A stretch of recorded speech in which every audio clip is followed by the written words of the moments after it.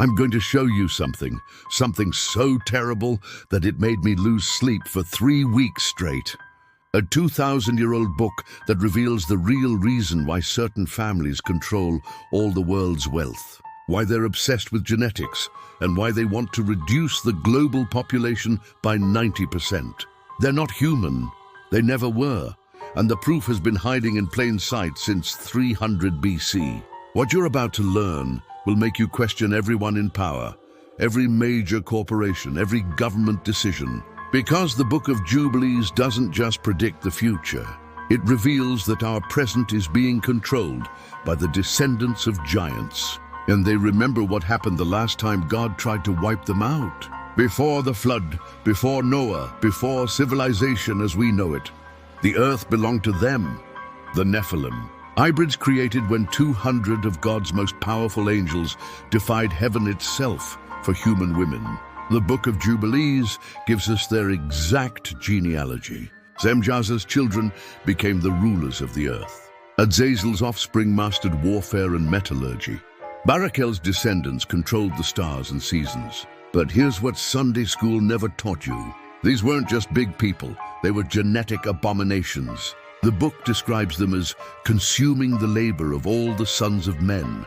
And when that wasn't enough, they started eating humans, giants that stood 450 feet tall, with 6 fingers, double rows of teeth, and supernatural strength. They ruled through terror, cannibalism, and advanced technology that the fallen angels had taught them.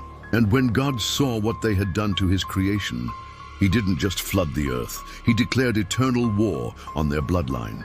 But here's where the Book of Jubilees reveals something terrifying. The flood didn't kill them all. It couldn't, because some of the Nephilim women were already pregnant with Noah's sons. The book specifically mentions that Ham's wife was descended from the Nephilim. That's why when Ham's son Canaan was born, Noah cursed him, because Noah knew what that bloodline would do to the world. After the flood, these hybrid bloodlines scattered across the earth. The book traces them to Babylon, Egypt, Canaan, and eventually to the families that would build the greatest empires in human history. But they learned from their ancestors' mistake. Instead of ruling through brute force and cannibalism, they would control through deception, through banking, through media, through religion, through science. The Book of Jubilees predicts that in the end times, the Nephilim bloodlines would return to power, that they would use technology to resurrect the same forbidden knowledge that corrupted the antediluvian world. Look around. Genetic engineering, artificial intelligence, transhumanism, space exploration, weather manipulation. Does this sound familiar? I spent months cross-referencing the genealogies in the Book of Jubilees with modern family trees. What I found will shock you. The Rothschild family crest features 5 arrows, the same symbol used by the Nephilim rulers of ancient Babylon. The Rockefeller family fortune was built on oil, and the Book of Jubilees specifically states that Azazel taught humans to extract the treasures of the earth. But it gets worse.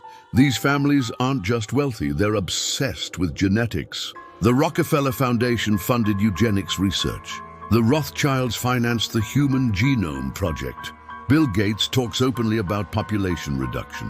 Why? Because they remember. They remember what happened when their ancestors' genetic corruption became too widespread.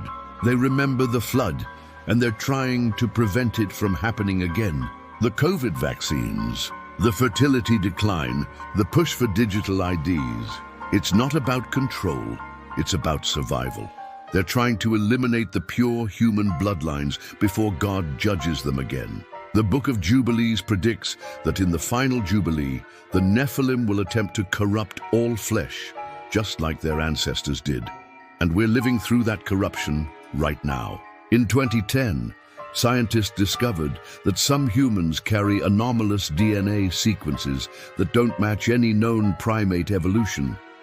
Guess which families funded that research? The Book of Jubilees describes the Nephilim as having different blood, blood that gave them extended lifespans, supernatural intelligence, and the ability to communicate with non-human entities. What if I told you that certain elite families have been practicing selective breeding for millennia to preserve these genetic markers?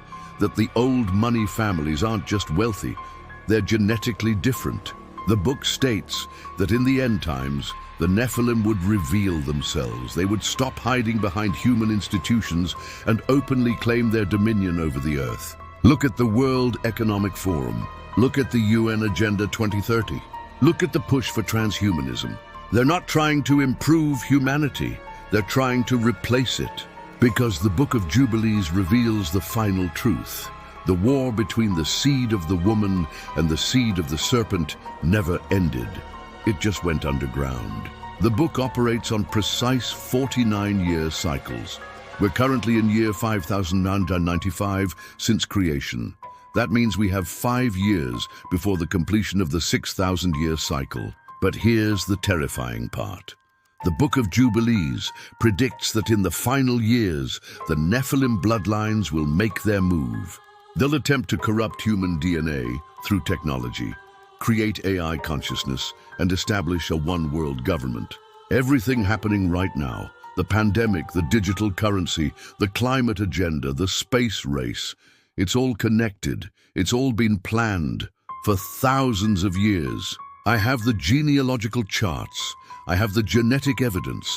I have the timeline calculations, and I'm going to expose everything. The names, the bloodlines, the locations where they meet, the dates of their major moves. It's all documented in the Book of Jubilees. And when you see the full picture, you'll understand why they've been trying to suppress this book for 2,000 years. They're monitoring everything. They know who's waking up. Subscribe to my channel right now. Share this video with everyone you know and prepare for the most explosive investigation in human history. Because the Nephilim aren't coming back. They never left. They just learned to hide behind human faces. The bloodline war continues, and humanity is losing. Subscribe for more.